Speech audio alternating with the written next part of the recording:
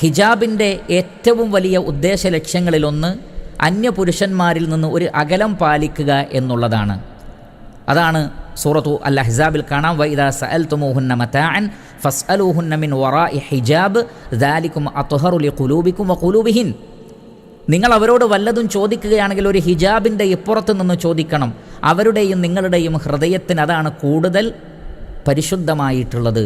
ഹൃദയത്തിൽ തെറ്റായ ചിന്തകൾ വരാതിരിക്കാൻ അന്യപുരുഷന്മാരിലേക്ക് പ്രവേശിക്കുക, അന്യപുരുഷന്മാർ തങ്ങളിലേക്ക് പ്രവേശിക്കുക, ഇത് ഇല്ലാതെയാകണം. അവരുമായി കൊഞ്ചിക്കൊഴയുന്നൊരവസ്ഥ ഉണ്ടാകരുത്.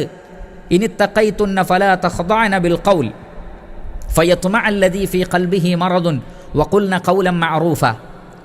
ഇതാണ് സൂറത്തുൽ അഹ്സാബിൽ അല്ലാഹു സുബ്ഹാനഹു വ തആല പറയുന്നത്. നിങ്ങൾ അല്ലാഹുവിനെ ഭയപ്പെടുക. അങ്ങനെ ഭയപ്പെടുന്നവരാണെങ്കിൽ നിങ്ങൾ സംസാരത്തിൽ കൊഞ്ചിക്കൊഴയരുത്. നിങ്ങൾ കൊഞ്ചിക്കൊഴഞ്ഞ് അന്യപുരുഷന്മാരോട് അനാവശ്യമായി സംസാരിച്ചാൽ ഹൃദയത്തിൽ രോഗമുള്ള ആളുകൾക്ക് മോഹം തോന്നും. അങ്ങനൊരു സാഹചര്യം ഉണ്ടാവരുത് എന്നാണ് പറഞ്ഞിട്ടുള്ളത്. എന്നാൽ പലപ്പോഴും പല സ്ത്രീകളും ധരിച്ചിട്ടുള്ളത് എന്താണ്?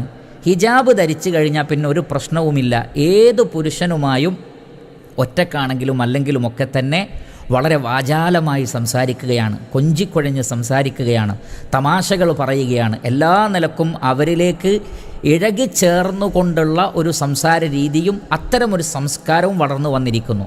ഞാൻ ഹിജാബ് ധരിച്ചിട്ടുണ്ട്, നിഖാബ് ധരിച്ചിട്ടുണ്ട്, അതുകൊണ്ട് ഏത് പുരുഷന്മാർക്കിടയിലേക്കും പ്രവേശിക്കാം, അവരോട് എന്ത് കാര്യങ്ങളും സംസാരിക്കാം.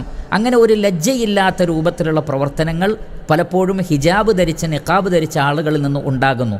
സത്യത്തിൽ ഹിജാബും നിഖാബും ഒക്കെ ധരിച്ച സ്ത്രീകളിൽ കാണേണ്ടുന്ന ഒരു ലജ്ജയോ ഒരു മാറി നിൽക്കലോ ആ നിലക്കുള്ള കാര്യങ്ങളോ പലപ്പോഴും പലരും കാണുന്നില്ല എന്നുള്ളത് ഒരു വൈരുദ്ധ്യമായി നിലകൊള്ളുന്നു എന്ന് നമ്മൾ മനസ്സിലാക്കുക.